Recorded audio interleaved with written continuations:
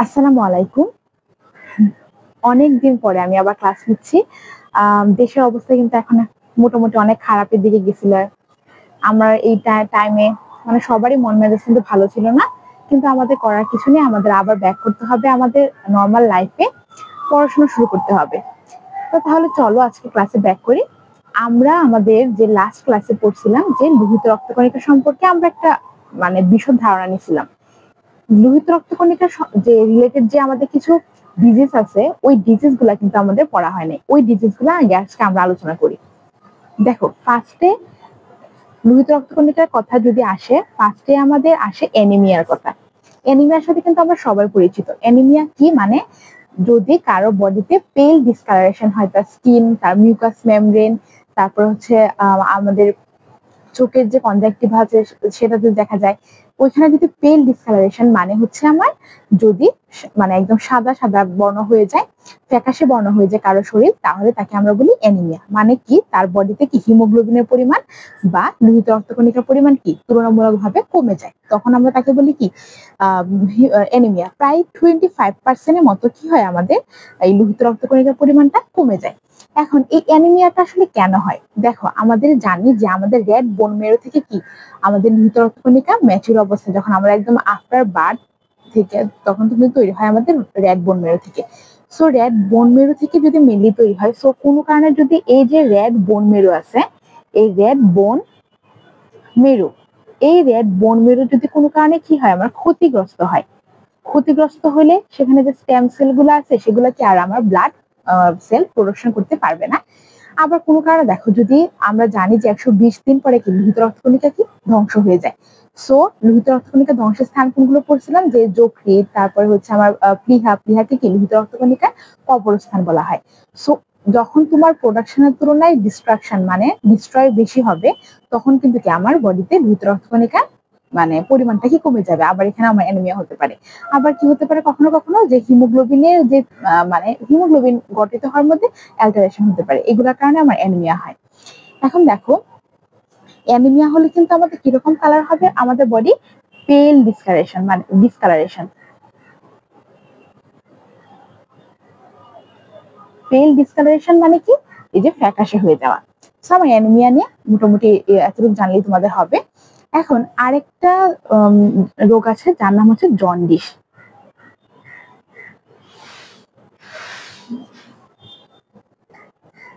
এই যে আরেকটা রোগ কি আমাদের জন্ডিস। জন্ডিসে কি হয় দেখো, অ্যানিমিয়াতে হয়েছিল আমাদের পেল ডিসকালারেশন, আর জন্ডিসের ক্ষেত্রে কি হয়, জন্ডিসের ক্ষেত্রে হয় আবার ইয়েলো ইয়েলো ডিসকালারেশন হয়। ইয়েলো কালার কোথায় হয় আমাদের স্কিন, আমাদের কনজাক্টিভা, আমাদের যে চোখের যে কনজাক্টিভা যে আমাদের কনজাক্টিভ আছে সেখানে আমরা দেখতে পারি যে ইয়েলো ডিসকালারেশন হইলে সেটা হচ্ছে জন্ডিস। এখন জন্ডিসটা কেন হয়? আমরা কিন্তু গত ক্লাসে পড়েছিলাম যে লোহিত রক্তকণিকা থেকে কি বিলিরুবিন কিভাবে তৈরি হয়েছে হিমোগ্লোবিনের ডিস্ট্রাকশনের মাধ্যমে।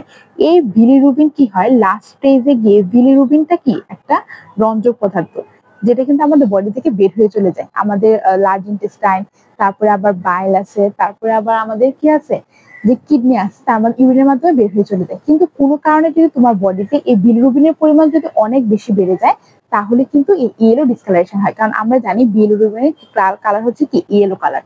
সো বিলিরুবিন আমাদের বডিতে কতটুকু নর্মাল থাকতে পারে? নর্মাল থাকতে পারে হচ্ছে 0.2 থেকে 1 মিলিগ্রাম পার ডেসিলিটার। এটা হচ্ছে কি তার নর্মাল রেঞ্জ, এটা হচ্ছে তার নর্মাল রেঞ্জ। এখন যদি দেখো কোনো কারণে যদি কারো বডিতে এই যে বিলিরুবিনের পরিমাণ যদি 0.2 থেকে 1 মিলিগ্রাম নর্মাল না থেকে যদি 1 মিলিগ্রামের বেশি থাকে, যদি 1 মিলিগ্রামের বেশি হয়ে যায়, তখনই কিন্তু আমাদের বডিতে কি এই জন্ডিসটা দেখা যায়। এখন দেখো জন্ডিস কিন্তু দুই প্রকার হতে পারে। একটা কি আমরা, একটা হচ্ছে ল্যাটেন্ট, আরেকটা কি আমাদের ক্লিনিক্যাল। এখন দেখো ল্যাটেন্ট জন্ডিসটা কি? ল্যাটেন্ট মানে কি আমরা জানি সুপ্ত। মনে করো যদি তোমার বডিতে 1 থেকে 3 মিলিগ্রাম পার ডেসিলিটার যদি কারো বডিতে আমাদের বিলিরুবিনের পরিমাণ থাকে, তাহলে সেটা হচ্ছে আমাদের ল্যাটেন্ট। তার বডিতে ইয়েলো ডিসকালারেশন দেখা দিবে না, তার শুধুমাত্র মানে সুপ্ত অবস্থা থাকবে জন্ডিসটা। যখনই আমার 3 মিলিগ্রাম থেকে একদম বেশি হয়ে যাবে তখনই কি আমার এটা ক্লিনিক্যাল ফিচারগুলো দেখা দিবে, মানে কি আমার ইয়েলো ডিসকালারেশন, স্কিনের মিউকাস মেমব্রেনের কনজাংটিভাল এগুলো দেখা দিবে। তখন আমরা তাকে ক্লিনিক্যাল জন্ডিস হিসেবে বলবো, মানে যখন আমরা এটাকে আইডেন্টিফাই করতে পারবো। সুপ্ত অবস্থা থাকলে কিন্তু আইডেন্টিফাই করা যায় না। সো এই ছিল আমার জন্ডিস। তারপরে আরেকটা কি রোগ করতে পারি, এগুলো ছিল কি আমার যদি কমে যায় পরিমাণ। আরেকটা হচ্ছে অ্যানিমিয়া হচ্ছে কমে যায়, আরেকটা বিলিরুবিন হচ্ছে জন্ডিস ক্ষেত্রে হয়। তারপর আরেকটা হচ্ছে পলিসাইথেমিয়া। পলিসাইথেমিয়া পলিসাইথেমিয়া মানে পলি মানে কি বেশি, ইমিয়া মানে কি রক্ত।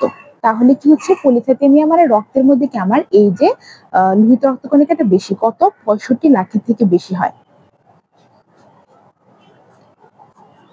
এই যে 65 লাখ থেকে যদি বেশি হয় কারো বডিতে লোহিত রক্তকণিকার সংখ্যা, তাহলে তার বডিতে কি আমার পলিসাইথেমিয়া দেখা দেয়, পলিসাইথেমিয়া ডেভেলপ করে। সো এই ছিল হচ্ছে আমাদের লোহিত রক্তকণিকার সাথে রিলেটেড কিছু ডিজিজ, যেগুলো আমাদের অনেক সময় এমসিকিউর মধ্যে আসতে পারে।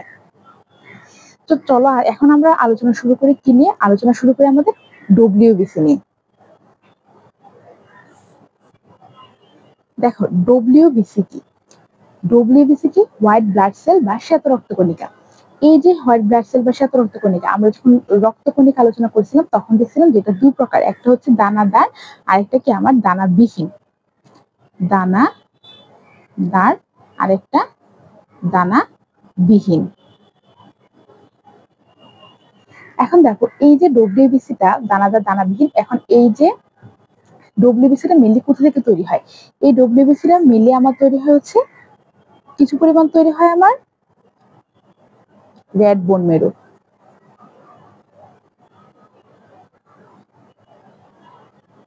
আর কিছু পরিমাণে তৈরি হয় হচ্ছে আমাদের লিম্ফ অর্গান গুলা থেকে। লিম্ফ টিস্যু যেগুলো আছে সেগুলো থেকে তৈরি হয় হচ্ছে আমাদের লিম্ফোসাইট। লিম্ফ টিস্যুতে লিম্ফোসাইট কোষগুলো আছে সেগুলো থেকে তৈরি হয় আমার এই ডব্লিউবিসি, দুই জায়গা থেকে তৈরি হতে পারে। এখন চলো আমরা মেন আলোচনা শুরু করি।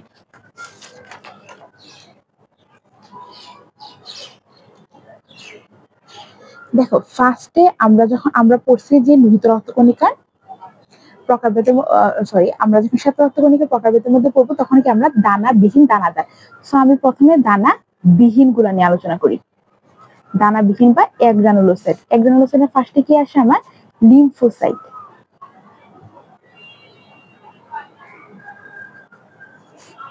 লিম্ফোসাইট আছে, লিম্ফোসাইট কোথা থেকে তৈরি হয়, মেইনলি এটা লিম্ফ অর্গান গুলা থেকে তৈরি হয়। এখন দেখো এই যে লিম্ফোসাইট কি করে, লিম্ফোসাইট গুলাকে মেইনলি আমাদের বলা হয় কি মানে এগুলোকে মোবাইল ডিফেন্সিভ ইউনিট বলা হয়। মানে তারা কি করে আমাদের বডিতে অ্যান্টিবডি তৈরি করার মাধ্যমে আমাদের বডিতে কি রোগ প্রতিরোধ করে, কি তৈরি করার মাধ্যমে অ্যান্টিবডি। এখন দেখো এই যে লিম্ফোসাইটের মধ্যে এর আয়ুষ্কাল কত, লিম্ফোসাইটের আয়ুষ্কাল হচ্ছে আমাদের 7 দিন। এখন এই ফার্স্টে আমাদের যখন এই যে শ্বেত রক্তকণিকা গুলো পড়বো, আমরা কি জানি শ্বেত রক্তকণিকা গুলোর মধ্যে কি আছে, আমাদের নিউক্লিয়াস আছে শ্বেত রক্তকণিকায়।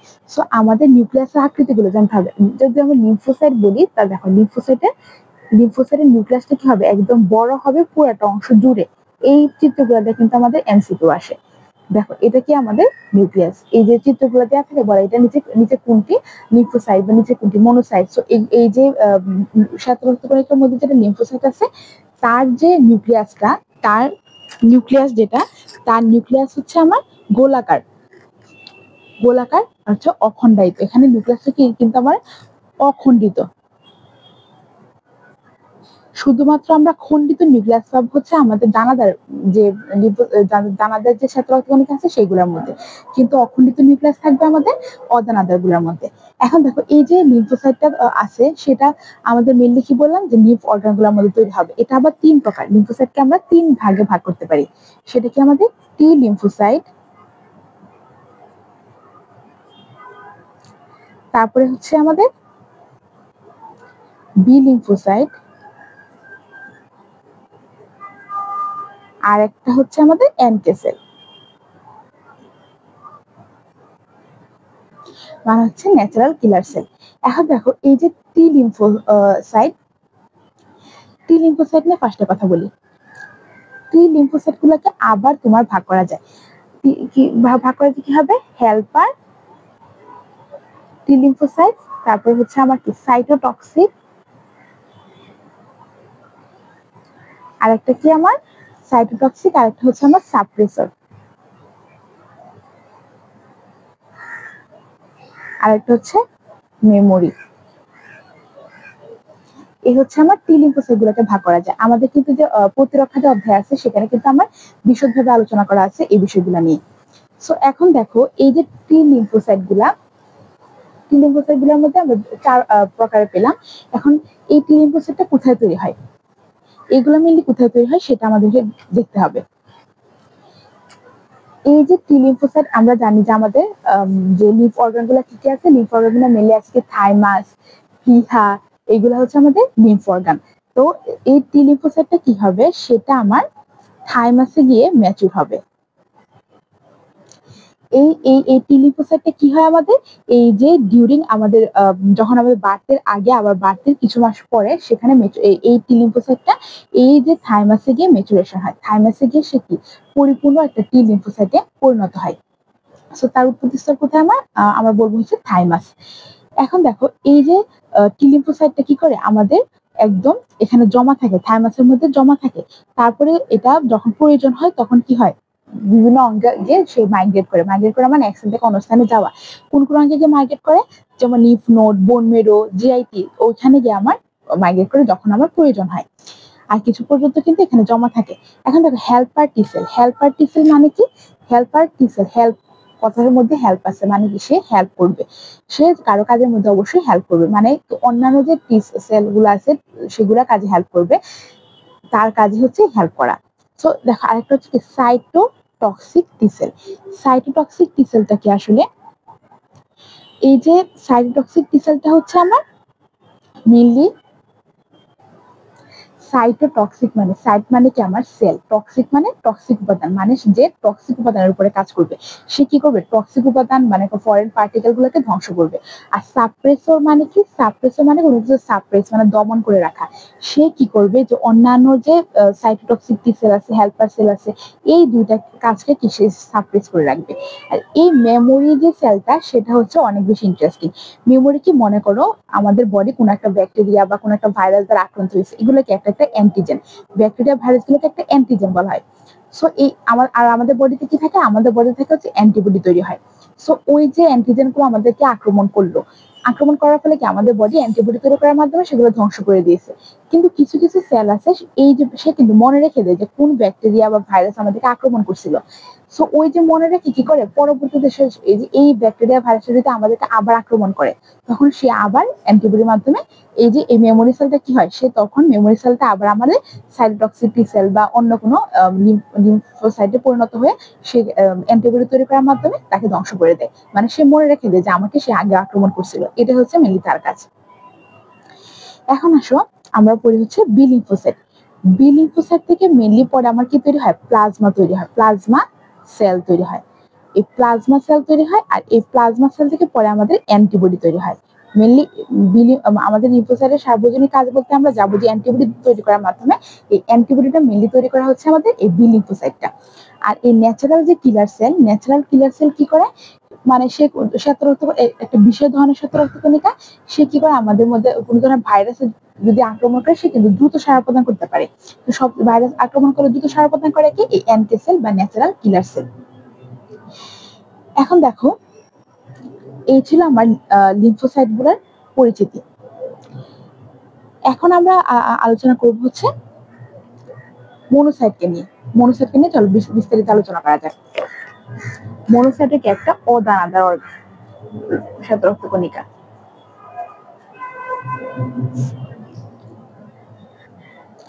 সো দেখো এই মনোসাইট আলোচনা করার আগে তার কি আলোচনা করতে হবে, অবশ্যই তার আমার নিউক্লিয়াসটা আলোচনা করতে হবে।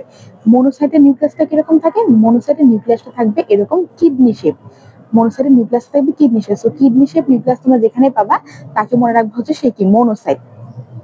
প্রথমে কি একদম যখন শুরুতে তার নিউক্লিয়াসটা কি ডিম্বাকার থাকে, তারপরে এর থেকে আমার একদম কি হয়, একদম বৃত্তাকার অথবা অশ্বক্র আকৃতি হয়ে যায় হচ্ছে মনোসাইটের নিউক্লিয়াসটা। এখন দেখো এই মনোসাইটটা কোথা থেকে তৈরি হয়, মনোসাইটটা তৈরি হয় কিন্তু রেড বোন মেরো থেকে। এই মনোসাইটটা রেড বোন মেরু থেকে তৈরি হওয়ার পরে সে কি করে, এই রেড বোন মেরু থেকে সে সার্কুলেশনে চলে আসে। সার্কুলেশন মানে কি, মেইন ব্লাড স্ট্রিম, মানে মেইন ব্লাডে চলে আসে। এই সার্কুলেশনে চলে আসার পরে সে কি করে, এই সার্কুলেশন থেকে তারপরে চলে যায় হচ্ছে রেটিকুলার এন্ডোথেলিয়াল সিস্টেমে। আমরা কিন্তু এই শব্দটার সাথে আগেও পরিচিত, রেটিকুলো এন্ডোথেলিয়াল সিস্টেম। এই যে রেটিকুলো এন্ডোথেলিয়াল সিস্টেমটা কি, রেটিকুলো এন্ডোথেলিয়াল সিস্টেমগুলো মেনলি গঠিত হয় কার দ্বারা, মেনলি গঠিত হচ্ছে স্প্লিন, তারপরে গঠিত হয়েছে আমাদের রেড বোন মেরু দ্বারা, তারপরে আমাদের লিভার, লিফ নোড দ্বারা, এগুলো দ্বারা গঠিত হয়। লিভার, বিভিন্ন আরো যে আমার লিফ নোড আছে, বিভিন্ন অঙ্গের মধ্যে যে আমার লিফ নোড আছে, এই লিফ নোড গুলো দ্বারা গঠিত হচ্ছে আমার এই রেটিকুলো এন্ডোথেলিয়াল সিস্টেমটা। সো এই রেটিকুলো এন্ডোথেলিয়াল সিস্টেম এসে চলে আসে। এখন এখানে কেন আসে, এই এন্ডোথেলিয়াল সিস্টেমে আসার পরে এইগুলাকে আমার মেক্রোফেজ তৈরি করে। মেক্রোফেজ তৈরি করার মাধ্যমে সেই ফেগোসাইটোসিস প্রক্রিয়ায় কি জীবাণু ধ্বংস করে। এখন দেখো কি বললাম, এখানে এই রেটিকুলো এন্ডোথেলিয়াল সিস্টেমে আসে, সো এগুলাতে এসে কি তৈরি হবে, আমার মেক্রোফেজে পরিণত হবে।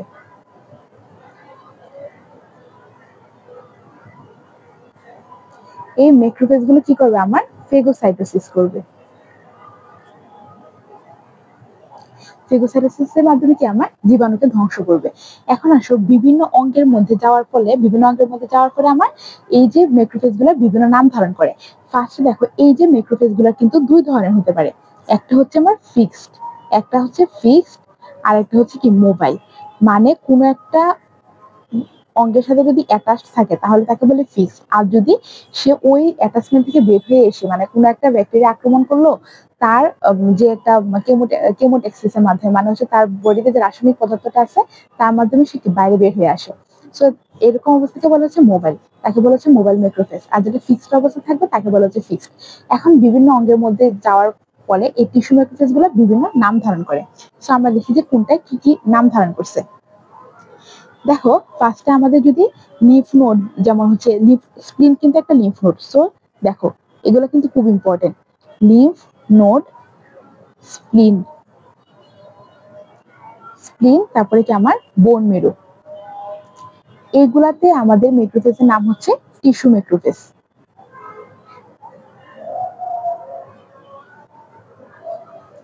আর যদি আমার লিভারে যখন যাবে মেক্রোফেজটা, তখন তার কি নাম হবে, লিভারে যাওয়ার ফলে তার নাম হবে হচ্ছে কাপ্পার সেল, বা এটাকে কুপ্পার সেলও বলে অনেকে।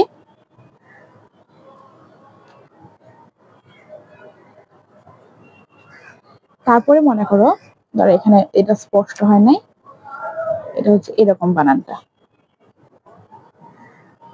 তখন বলে কুফার সেল। আর যদি মনে করো আমার লাঙের অ্যালভিউলাইতে যায়, মানে লাঙের অ্যালভিউলাইতে যদি যায়, তখন তার নাম কি হয়, তার নাম হচ্ছে অ্যালভিউলার ম্যাক্রোফেজ।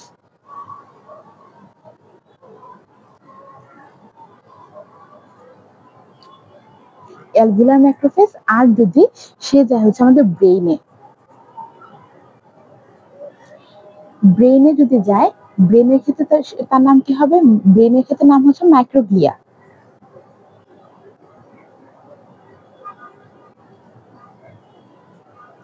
তার ব্রেনের নাম হচ্ছে মাইক্রোগ্লিয়া।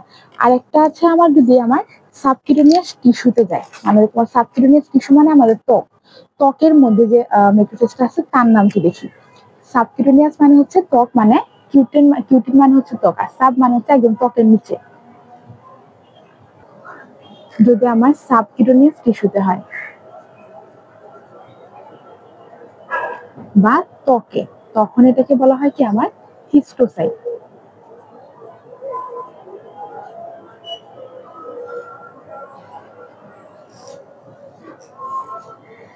এখন দেখবো হচ্ছে আমার এই যে ফেগোসাইটোসিস প্রক্রিয়াটা কিভাবে হয়।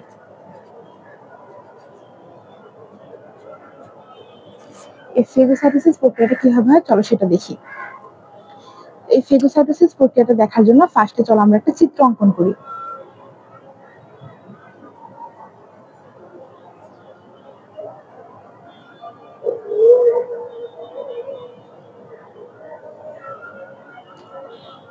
এই দেখো এখানে যে একটা ফরেন পার্টিকেল, মনে করি এটা একটা ব্যাকটেরিয়া।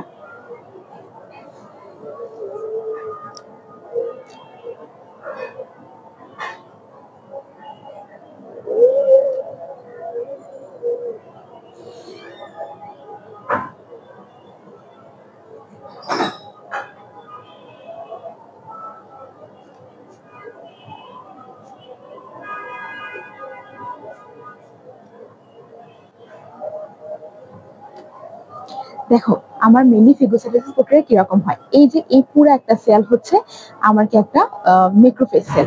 এই ম্যাক্রোফেজ সেলগুলো দেখো এখানে আঙুলের মতো একটা প্রক্ষেপণ তৈরি করছে। যখন এই ব্যাকটেরিয়াটা আসলো তখনই সে কি করলো, এটা তাকে ভিতরে এনগালফ করে নিল। এনগালফ করে এই যে একটা একটা সেল মেমব্রেন দ্বারা আবদ্ধ একটা ভেসিকলের মধ্যে কি এই যে আমার ব্যাকটেরিয়াটাকে ধরে রাখলো। তখন এই সেল মেমব্রেন দ্বারা আবদ্ধ জিনিসটার নাম হয়ে যায় ফেগোসোম। তখন আমরা এটাকে বলি ফেগোসোম। এই যে এনগালফ করার পরে তখন দেখো এই যে এই পাশে যে এই যে জিনিসটা, এটার নাম হচ্ছে আমার লাইসোসোম। তখন লাইসোসোম কি করবে, এই ফেগোসোমের ভিতর যখন ব্যাকটেরিয়াটা আবদ্ধ, এই লাইসোসোম এই ফেগোসোমের মধ্যে গিয়ে তখন এই এই ব্যাকটেরিয়াকে আক্রমণ করবে। তখন এই অংশটার নাম হয়ে যাবে হচ্ছে ফেগোলাইসোসোম। তখন এর নাম হচ্ছে ফেগোলাইসোসোম। এই যে ফেগোলাইসোসোমটা কি করবে, এরপর দেখো এই যে পার্টিকেল গুলোকে একদম একদম দেখো ধ্বংস করে আমার বডি থেকে কি বের করে দিছে, একদম বডি থেকে বের করে দিছে হচ্ছে আমার পার্টিকেল গুলাকে। তাহলে দেখো আমার কিভাবে হলো প্রক্রিয়াটা। ফার্স্টে কি হচ্ছে, আমার একটা ব্যাকটেরিয়া এসে অ্যাটাচমেন্ট, মানে ব্যাকটেরিয়াকে চিহ্নিত করার পর অ্যাটাচমেন্ট হলো হচ্ছে আমার ফেগোসাইটিক সেল বা ম্যাক্রোফেজ সেলের সাথে। তারপরে একটা ভেসিকলের মধ্যে সে আবদ্ধ হলো, তখন এর নাম ফেগোসোম হলো। তখন লাইসোসোমের এনজাইম গুলো এসে তাকে আক্রমণ করলো, ধ্বংস করার পরে বের করে দিল, মানে একদম ফিনিশ হয়ে গেছে। এইভাবে মিলে আমার ফেগোসাইটোসিস প্রক্রিয়াটা সম্পন্ন হয়। এইভাবে আমাদের ফেগোসাইটোসিসটা হয়। তার মানে এখন দেখো আমার পুরা কি বলে এটাকে মনোসাইট আলোচনা করা শেষ। সো এখন আমরা চলে যাই হচ্ছে দানাদার। দানাদার যে আমাদের শেষের তত্ত্বগুলো গুলো আছে সেগুলোর সাথে কথা বলি। ফার্স্টে দানাদারের মধ্যে কি আসে, নিউট্রোফিল। নিউট্রোফিলের নিউক্লিয়াসের যে খণ্ডটা আছে সেটা কিন্তু কি একদম 2 থেকে 5 খণ্ড, 2 থেকে 5 খণ্ড বিশিষ্ট। তাই কি বলা হয়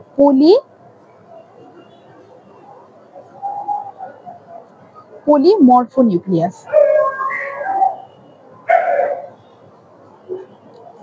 এই যে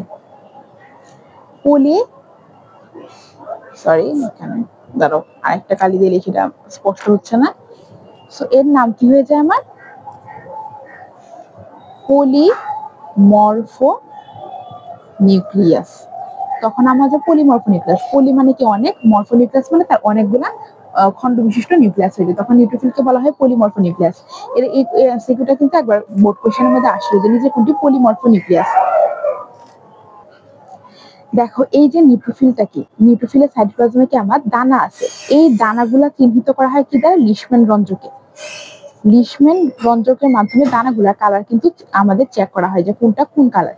এখন দেখো নিউট্রোফিল, আমরা জানি যে নিউট্রন যখন পড়ি সে নিরপেক্ষ থাকে। সো নিউট্রোফিল কি আমার নিরপেক্ষ। সো তার সে কি লিশম্যান রঞ্জকে কোন প্রকার রং ধারণ করে না, সে কি একদম নিরপেক্ষ একটা কালার দেয়, নিউট্রাল থাকে। এই যে নিউট্রোফিল, এই নিউট্রোফিলের আয়ুষ্কাল কতদিন, এই নিউট্রোফিলের আয়ুষ্কাল হচ্ছে আমার 2 থেকে 5 দিন। 2 থেকে 5টা খণ্ড তার নিউক্লিয়াসের, আবার 2 থেকে 5 দিন কি তার আয়ুষ্কাল। এই 2 থেকে 5 দিন বাঁচবে। এখন দেখো এই যে নিউট্রোফিলটা কি হয়, এই নিউট্রোফিলটা কি অ্যামিবয়েড চলনে সক্ষম। সো নিউট্রোফিলের একটা বৈশিষ্ট্য কি পেলাম আমরা, অ্যামিবয়েড চলন।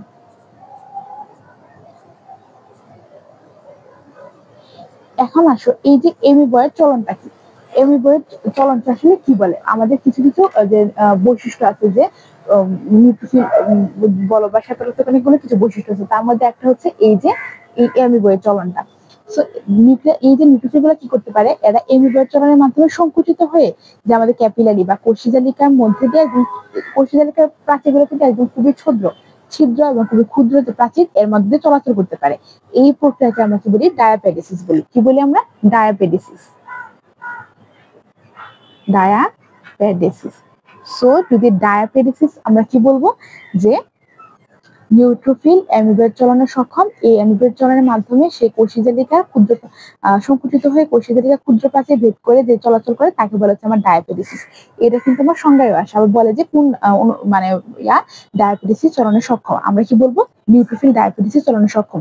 এখন দেখো নিউট্রোফিলের কি হচ্ছে, নিউট্রোফিলের আমরা নিউক্লিয়াসটা দেখি যে সেটা কিরকম হয়। এই যে একটা নিউট্রোফিলেরটা নিউক্লিয়াসটা দেখো কিরকম হয়, বহু বললাম না, বহু খণ্ডে বিভক্ত। সো নিউট্রোফিলের যে নিউক্লিয়াসটা সেটা কি বহু খণ্ডে বিভক্ত। দেখো এখানে একটা খণ্ড, এখানে একটা খণ্ড, এখানে একটা খণ্ড, 2 থেকে 5টা খণ্ডের মধ্যে নিউক্লিয়াসটা বিভক্ত। এখন দেখো নিউট্রোফিলের আলোচনা শেষ। ও সরি, নিউট্রোফিল আরেকটা বাল্ব আছে, সেটা হচ্ছে নিউট্রোফিলও কিন্তু আমাদের মেক্রোফেজ চালানো সক্ষম। সো তোমরা একটা নিউমোনিক শিখে রাখো যে কে কে মানে মেক্রোফেজের মাধ্যমে ফেগোসাইটোসিস করতে পারে। সে হচ্ছে মামানি, মানে কে কে ফেগোসাইটোসিস করতে পারে। মাতে হচ্ছে আমার মাস্ট কোষ বা মাস্ট সেল, আর মাতে হচ্ছে কি মেক্রোফেজ, আর নিচে কি আমার নিউট্রোফিল। এই তিনটা হচ্ছে আমার কি, এই তিনটা কি করে, এই তিনটা আমার কি ফেগোসাইটোসিস প্রক্রিয়ায় জীবাণুকে ধ্বংস করতে পারে। এই তিনটা হচ্ছে ফেগোসাইটোসিস প্রক্রিয়ায় কি জীবাণুকে ধ্বংস করে। এখন দেখো আমাদের নিউট্রোফিলের পরে আসে কি ইউসিনোফিল। ইউসিনোফিল ইউসিনোফিল লিশম্যান রন্ধ্রে কি ধরনের রং দেয়? ইউসিনোফিল লিশম্যান রন্ধ্রে কি লাল বর্ণ ধারণ করে। ইউসিনোফিল হচ্ছে অ্যাসিডোফিলিক, এটা হচ্ছে অম্লযুক্ত, এর সাইটোপ্লাজম হচ্ছে অম্লীয় থাকে। সো এটা কি আমার লিশম্যান রন্ধ্রকে লাল বর্ণ ধারণ করবে।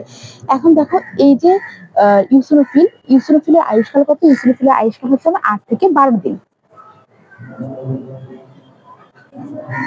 8 থেকে 12 দিন হচ্ছে ইউসিনোফিল বাঁচতে পারে। এখন দেখো ইউসিনোফিলের যে নিউক্লিয়াসটা সেটা কি 2 থেকে 3 খণ্ড বিশিষ্ট বা 2 খণ্ড বিশিষ্ট বলা যায়। সো ইউসিনোফিলের নিউক্লিয়াসটা কিরকম হবে বললাম, 2 খণ্ড বিশিষ্ট, মানে এরকম। এই যে এটা হচ্ছে আমার ইউসিনোফিলের কোষ। দেখো একটা হেডফোনের মতো লাগছে, হেডফোনের মতো যে নিউক্লিয়াস সেটা হচ্ছে আমার ইউসিনোফিল। ইউসিনোফিলের নিউক্লিয়াসটা হবে আমার এরকম দেখতে। ইউসিনোফিলের মেইন কাজ কি? সে অ্যালার্জির বিরুদ্ধে প্রতিরোধ করে তোলে, এটা হচ্ছে তার ইউসিনোফিলের মেইন কাজ। এখন দেখো আমাদের বডিতে আরেকটা কি আছে, একদম লাস্ট যে শ্বেতরক্তকণিকা, তা হচ্ছে বেজোফিল। বেজ মানে কি? বেজ মানে ক্ষার। তো বেজোফিল মানে কি? ক্ষারীয়। তো সাইটোপ্লাজম ক্ষারীয়, সে কি বর্ণ ধারণ করবে? সে অবশ্যই নীল বর্ণ ধারণ করবে। সে নীল বর্ণ ধারণ করলে কি তার বেজ হচ্ছে, তার সাইটোপ্লাজম ক্ষারীয়। সো বেজ যদি মনে রাখতে পারো বেসোফিল, তাহলে ইউসিনোফিল যে লাভ হবে সেটা এমনি মনে থাকবে। সো বেসোফিলের যে তোমার নিউক্লিয়াসটা, বেসোফিলের নিউক্লিয়াসটা চলো আমরা দেখি যে সেটা কিরকম থাকে। বেসোফিলের নিউক্লিয়াসটা কিছুটা আমার একটু বৃক্ষাকার হয়, মানে একটু বড় বৃক্ষাকার হয় মনোসাইট, আর বেসোফিলটা একটু ছোট বৃক্ষাকার আকৃতি হয়, সেটা হচ্ছে বেসোফিলের যে নিউক্লিয়াসটা সেরকম হবে। বেসোফিলের মেইন কাজ কি? বেসোফিল হচ্ছে মেইনলি আমার হেপারিন আর হিস্টামিন ক্ষরণ করে। হেপারিন আর এটা হচ্ছে হিস্টামিন। হিস্টামিন কি করে? সে অ্যালার্জি প্রতিরোধে হেল্প করে আমার, মানে এটা হচ্ছে অ্যালার্জি প্রতিরোধে হেল্প করে। আর হেপারিনটা কি করে? আমাদের রক্তনালীগুলোকে সংকুচিত হতে দেয় না, রক্ত জমাট বাঁধতে দেয় না, রক্ত ধারাবাহিকতা বজায় রাখতে আমাদের এই হেপারিনটা প্রয়োজন হয়। এটার আয়ুষ্কাল কতদিন? আয়ুষ্কাল হচ্ছে 12 থেকে 15 দিন।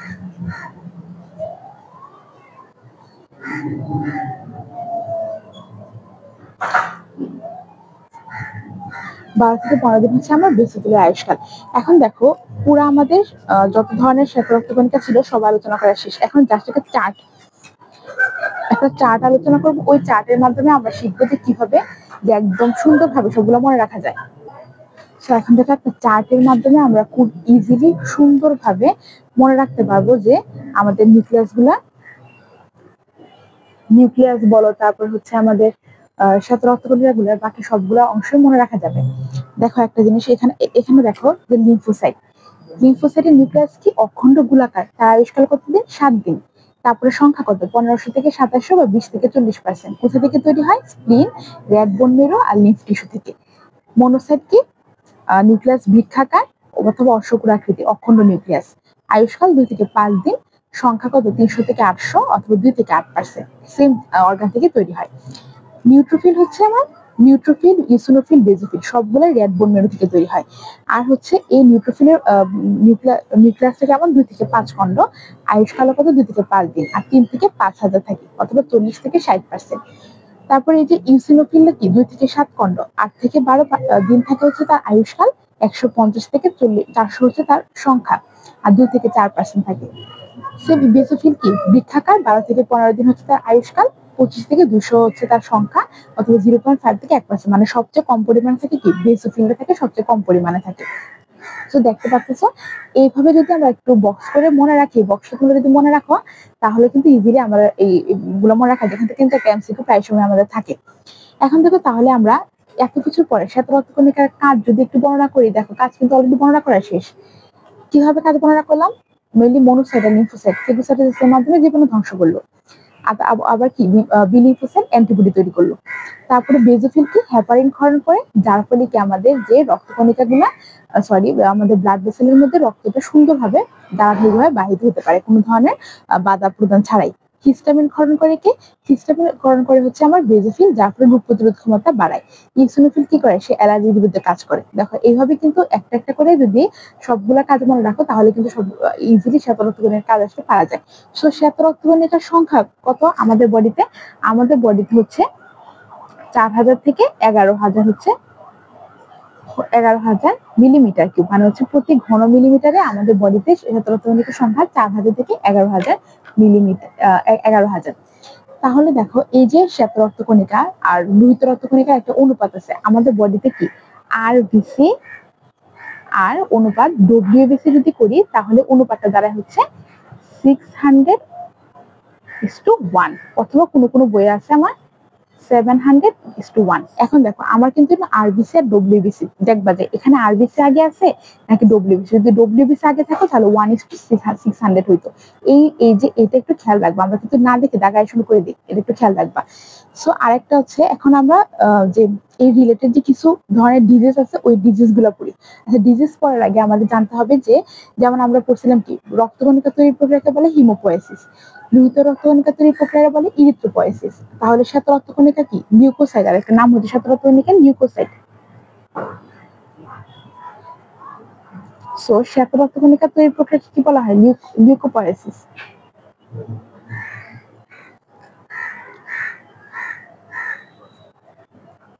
শ্বেত রক্তকণিকা তৈরির প্রক্রিয়া কি বলে? লিউকোপয়েসিস। সরি দাঁড়াও, এখানে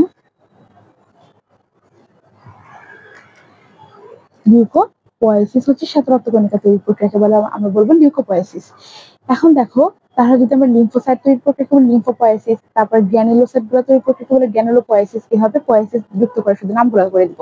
এখন দেখো কারো বডিতে যদি শ্বেত রক্তকণিকার সংখ্যা বেশি হয়, নর্মাল মানে একদম যে অ্যাভাব 11,000 সর্বোচ্চ, তার যদি বেশি হয় তাহলে তাকে কি বলে আমার লিউকোসাইটোসিস।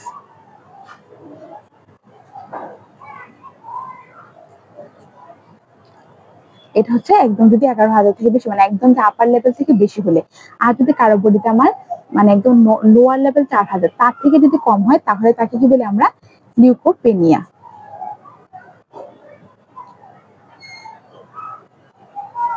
এখন আমাদের বডিতে আরেকটা রোগ দেখা যায় লিউকেমিয়া ক্যান্সার।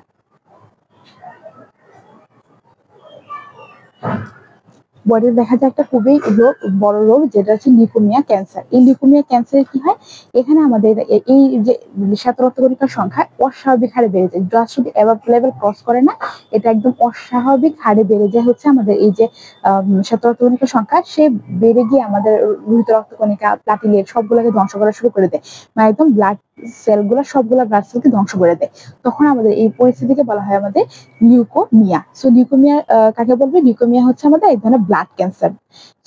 আর হচ্ছে যদি অ্যাবাভ লেভেল ক্রস করে তাকে বলে লিউকোসাইটোসিস, আর যদি একদম ডাউন লেভেলের নিচে নেমে যায় তাকে বলে হচ্ছে লিউকোপেনিয়া। পেনিয়া মানে হচ্ছে কম। এই ছিল হচ্ছে আজকে আমাদের শ্বেত রক্তকণিকা সম্পর্কে আলোচনা। ইনশাআল্লাহ পরবর্তী ক্লাসে আমরা প্লাটিলেট সম্পর্কে কথা বলবো। আজকে এই পর্যন্ত। আসসালামু আলাইকুম।